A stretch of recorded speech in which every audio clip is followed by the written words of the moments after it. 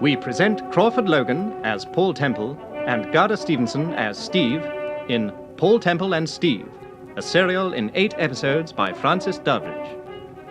Episode 6, Steve's Intuition. Paul Temple is visited by Sir Graham Forbes of Scotland Yard and by a Mr. Philip Kaufman, who is attached to the Special Branch. Kaufman tells Temple about a notorious criminal known as Dr. Belasco. Temple promises to try and discover the identity of Belasco, and during the course of investigations, makes the acquaintance of Henry Worth, David Nelson, Mrs. Forrester, Joseph, a servant of Mrs. Forrester, and a certain Mr. Ed Bellamy. Late one night, Temple and Steve, together with Sir Graham Forbes, visit Camberley Lodge, which is a large country house owned by Mrs. Forrester. Sir Graham remains in the car, whilst Temple and Steve proceed towards the house on foot. Paul, what is it? That isn't an owl, Steve. I'm sure it isn't. What? Don't you hear it? No. Darling, listen. What was that? Now do you hear it? Yes. What is it? Paul, what is it? I don't know. Come on, Steve. Let's go up to the house.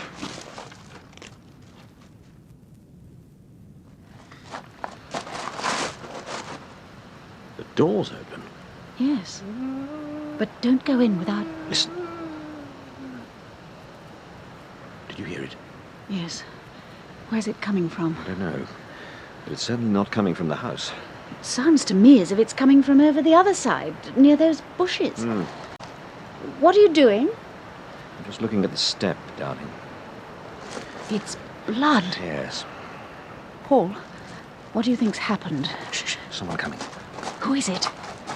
Who is it, Joseph? Hello? Who's that? Good evening, Mrs. Forrester. Why, it's Mr. Temple. Well, this is a surprise. What on earth are you doing down here? I came down to see a friend of mine, or rather an acquaintance. Mr. Bennett. Bennett? Yes, he's staying at the Cromwell Heart. Quite by chance, I heard that you've got a house down here, so... Oh, I beg your pardon. This is my wife. Oh, how do you do? Well, weren't you in the cafe this afternoon? Yes. Oh, no doubt that's how you discovered them. Mrs. Forrester. Yes, what is it, Joseph? The door, madam. And what about the... Why, it's open. Did you open the door, Mr. Temple? No? But, Joseph, what is it? Look at the step. Look. There's blood on it. How long have you been here? About 2 minutes. Was the door open when you arrived? I've already told you I didn't open the door, Mrs. Forrester. But, no, I don't understand. I'm quite sure that we didn't leave the door open, and yet... Joseph, go into the house and see that everything's all right. Aren't there any other servants in the house? No.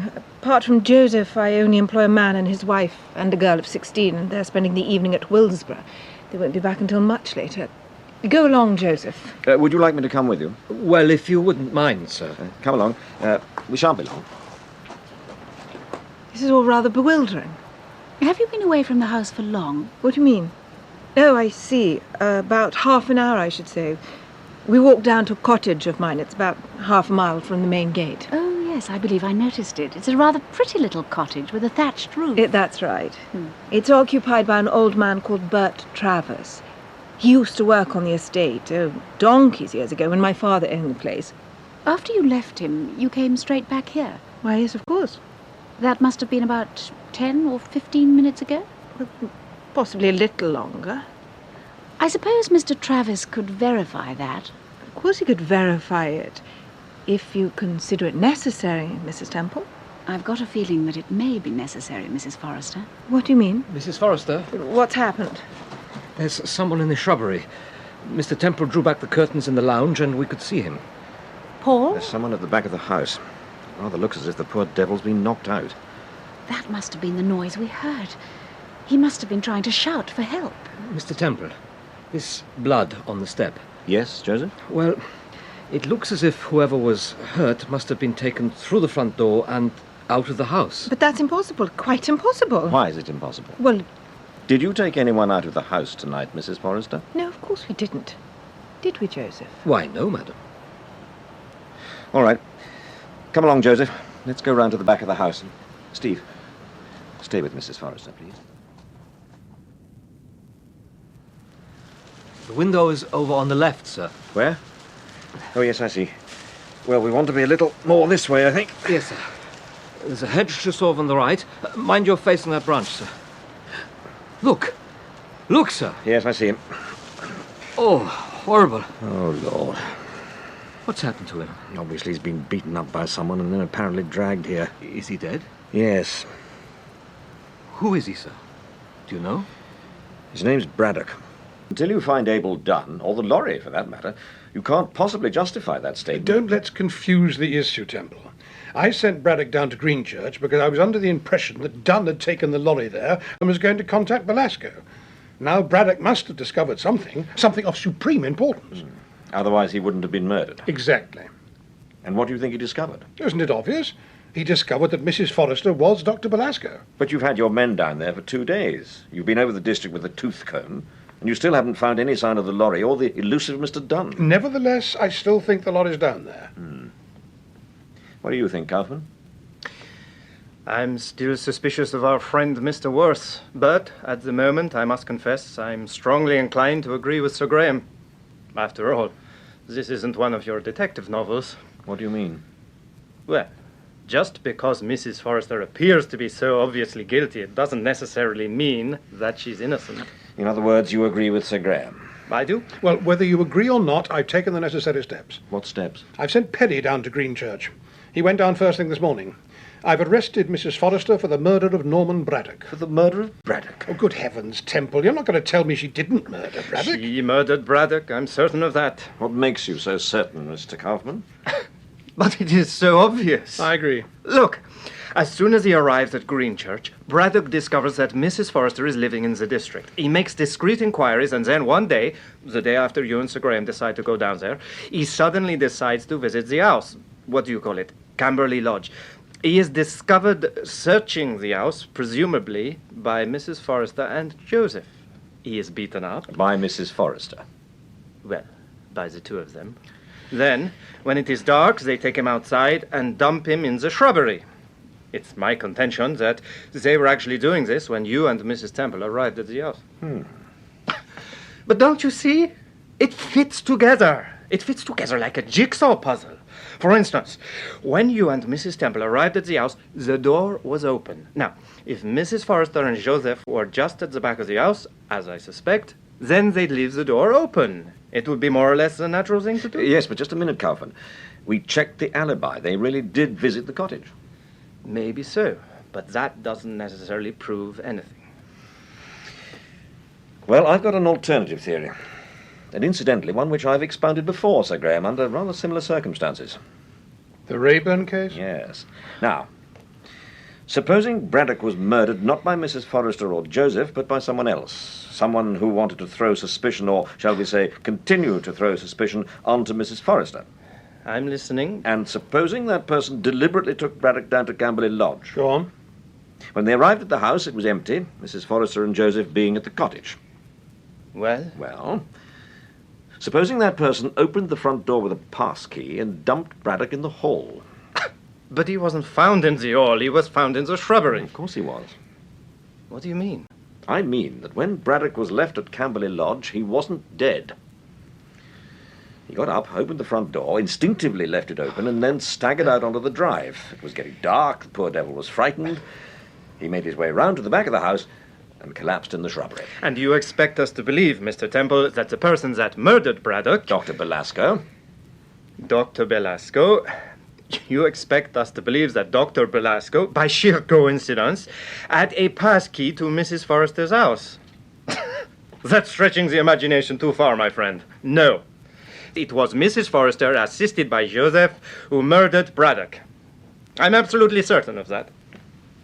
Well, I'm delighted to hear you say so, Kaufman. There's nothing I like better than to hear a man say he's absolutely convinced about something. So Mrs. Forrester, aided and abetted by the amiable Joseph, murders Braddock and, instead of taking him for a nice long ride, dumps him, more or less, on her own front doorstep. What is it, Sergeant? I beg your pardon, sir, but Mr. Bellamy's called, sir. He'd rather like a word with Mr. Temple. Bellamy? Yes, sir. Mr. Ed Bellamy. Isn't that the man at the Machicha Club? Yes. Have you any idea what he wants, Temple? I haven't the slightest idea. Ask him, Sergeant. Very good, sir. Bellamy?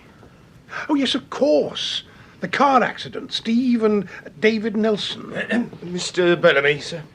Come in, Mr. Bellamy. Oh, thanks. Hello, Temple. Hello, Bellamy. What can I do for you?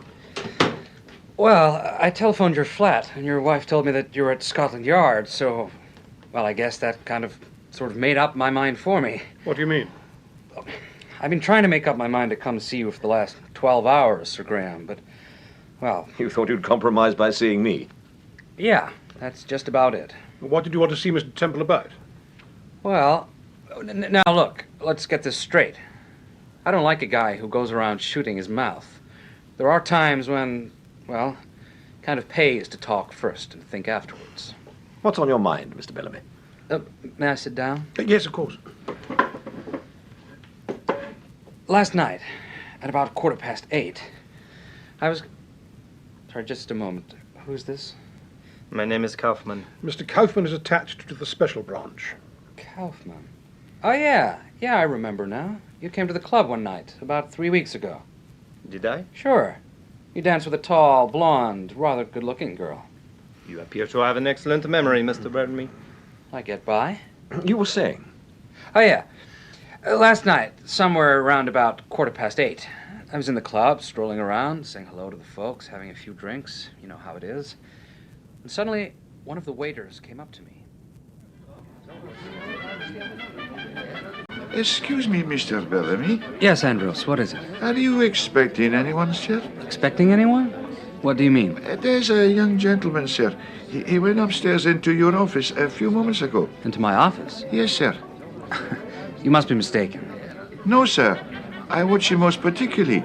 He walked up the stairs, straight into the office. Do you know Inspector Perry? It was no Inspector Perry, sir. You're sure? I'm quite sure, sir. Yes. Okay, Andros. Thank you, sir.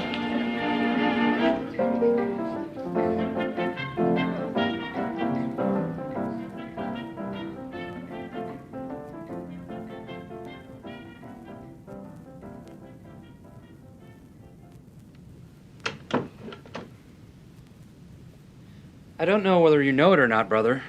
That's my desk you're sitting at. It's an extremely nice desk, Mr. Bellamy. You are a man after my own heart. What do you mean? I am referring to your impeccable taste.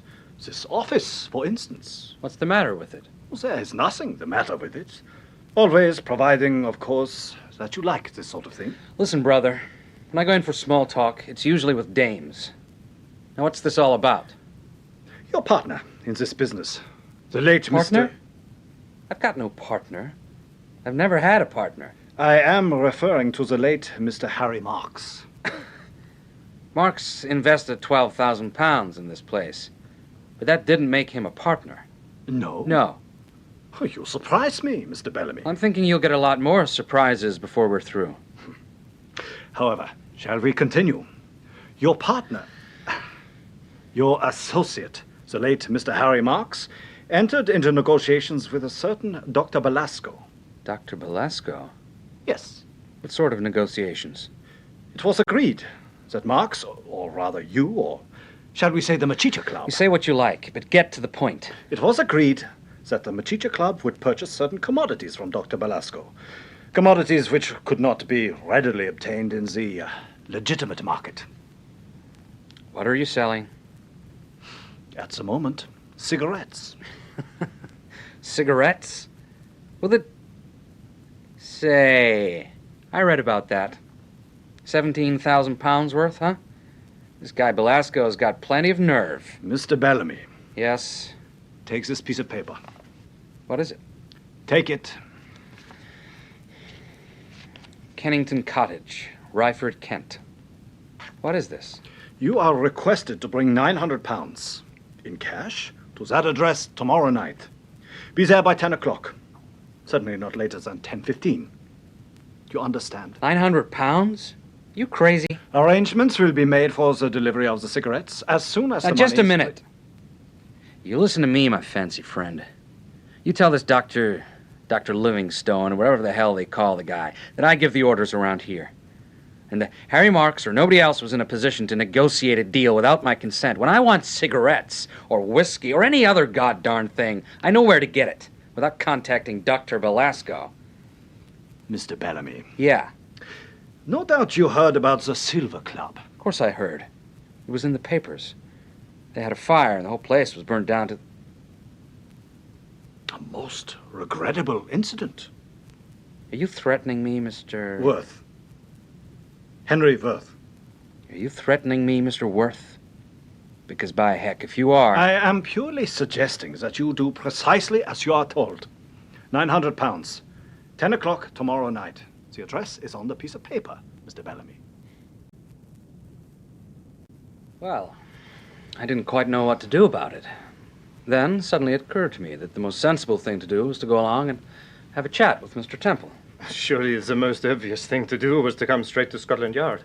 Well, I never do the most obvious thing, Mr. Kaufman. On principle. Have we the piece of paper he gave you? Here it is. It won't tell you much, I'm afraid. It's typed. Kennington Cottage, Ryford, Kent. Bellamy, you say that Worth was very self-possessed, extremely sure of himself, in fact. Extremely. Did he give you the impression that he himself was Dr. Belasco? I don't know. No, I don't think he did.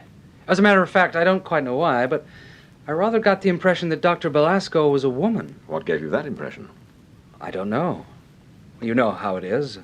A person talks, they say something in a particular way.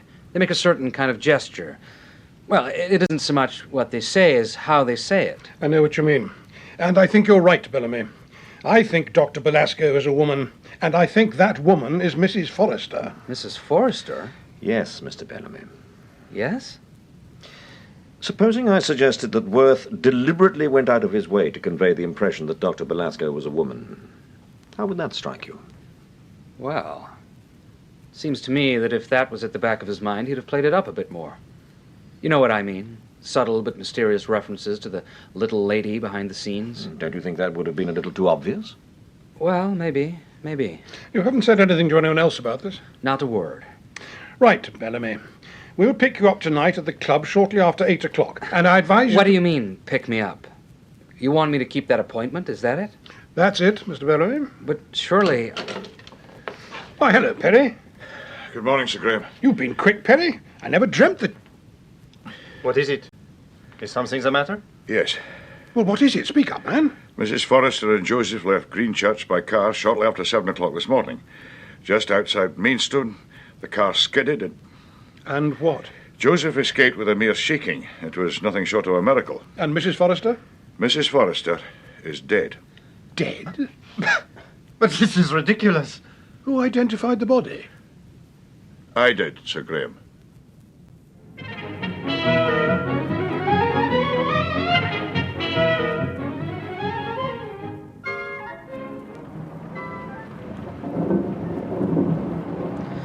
What a night. It's simply teeming down. Can you see all right, Inspector? It's not too bad. Did you check up on this place? Yes, we checked up on it. Well, how far is it? It's about 4 miles the other side of Staplehurst. Well, the sooner we get there, the better. Nervous, Mr. Bellamy? Nervous? Like a jelly in a high wind. There's no need to be nervous. Just play the whole thing perfectly straight. I don't know. I don't trust these guys. All you've got to do is to deliver the money and convey the impression that you intend to do exactly as you're told. I'm not very good at conveying that sort of impression. Don't worry. You'll get by, all right? We're coming into Staplehurst, sir. Yes. You'd better take over, Bellamy, when we get through Staplehurst. Yes, okay. This is what I call real movie weather. What do you mean? Well, when it rains in the pictures, it's usually like this. It never rains, but it pours. Sir Graham? Yes? You don't think that, now that Mrs. Forrester is dead, we're on a wild goose chase? No, I don't. I'm convinced that Mrs. Forrester was Dr. Belasco. But I'm equally convinced that someone will turn up at the cottage. And I've got a shrewd idea that... What is it, Perry? I think we turn here, sir. Yes, there's the signpost. You turn to the left. Ah, yes, I see. Slow down, Inspector. You'd better take over now, Bellamy. Yes, okay. Shall I stay in the front of the car, sir? No. You better sit at the back with us, Perry.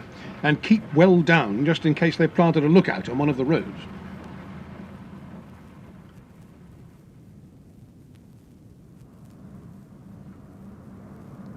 Here we are, Sir Graham. There's someone there. There's a light in the cottage. Yes. Now, you know what to do, Bellamy. Just keep your nerve and play the whole thing perfectly straight. Don't be too easygoing, or they'll be suspicious. Be tough, but, well, give in. Okay. I'll do the best I can. I shouldn't forget the briefcase, Mr. Bellamy. What? Oh, gee, I mustn't forget that. Good luck. Thanks.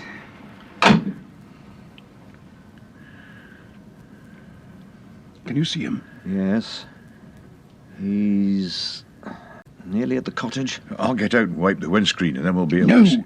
Don't get out of the car, Perry. Just in case there's anyone watching. Sir. Where the devil did that come from? Came from the cottage. Yes. Bellamy must have heard it and... Yes. Look, he's running up to the cottage. Hello? He's looking through the window. What's he doing? He's waving to us. I don't think he is. Oh, yes, sir. Yes, he is. He must have seen something through the window. He's waving again. He wants us to go over there. He's gone into the cottage. Get in the front, Inspector. Be quick, start the car. Let's get over there.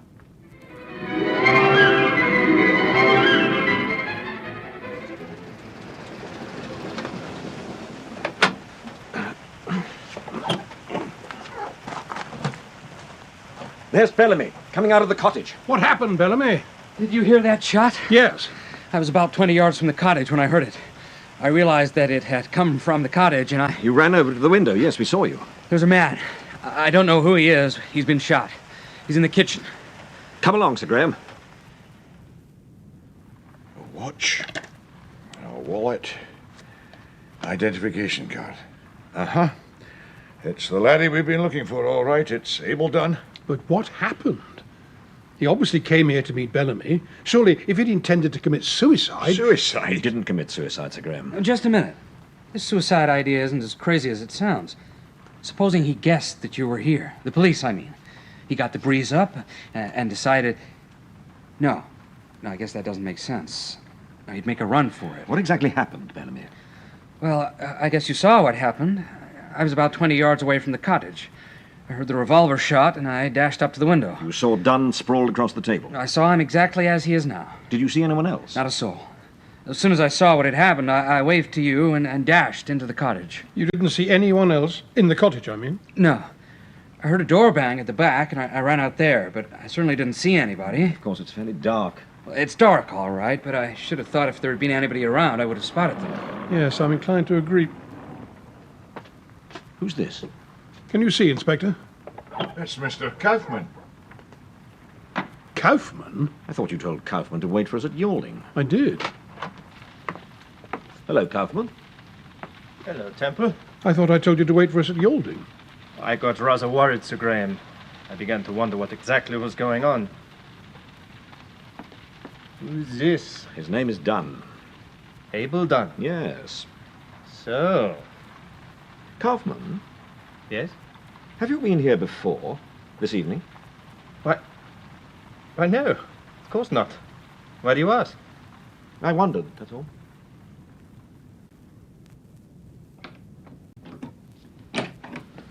Hello, darling. You're not as late as I expected. No, is that coffee I can smell? Yes. Smells delicious. Come along. Let's go into the lounge. Charlie, we'll have the coffee in the lounge. Okie dokie. I do wish you wouldn't say okie dokie.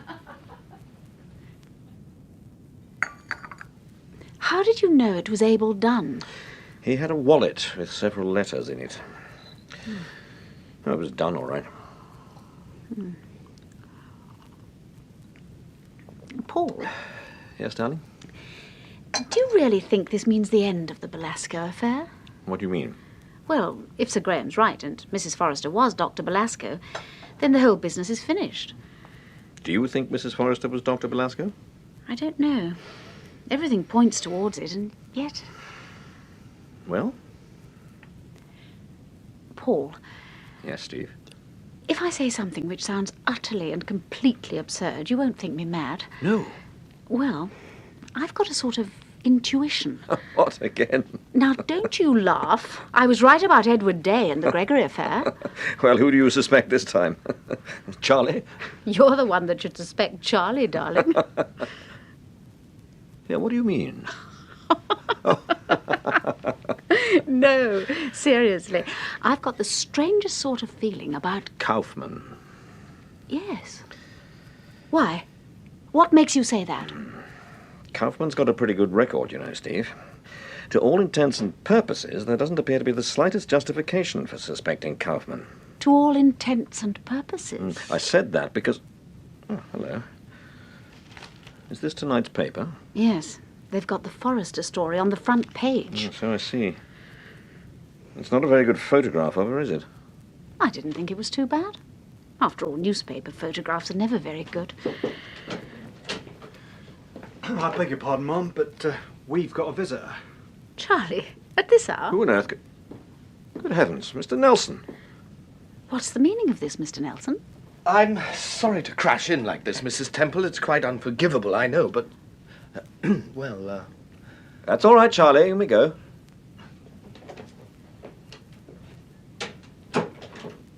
Now, what is it? You've seen tonight's papers? Yes. About Mrs. Forrester, I mean. About her being dead? Of course. Well, that's just the point. What do you mean? She's not dead. Not dead?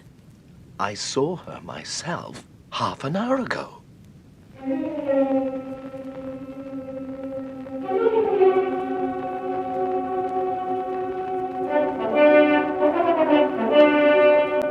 You have been listening to the 6th episode of Paul Temple and Steve, a serial in 8 episodes by Francis Durbridge, with Crawford Logan as Paul Temple and Gerda Stevenson as Steve. Others taking part were Candida Benson, Jimmy Chisholm, Richard Greenwood, Robin Lang, Michael Mackenzie, Greg Powery, Gareth Thomas, and Nick Underwood. The production for the BBC was by Patrick Rayner.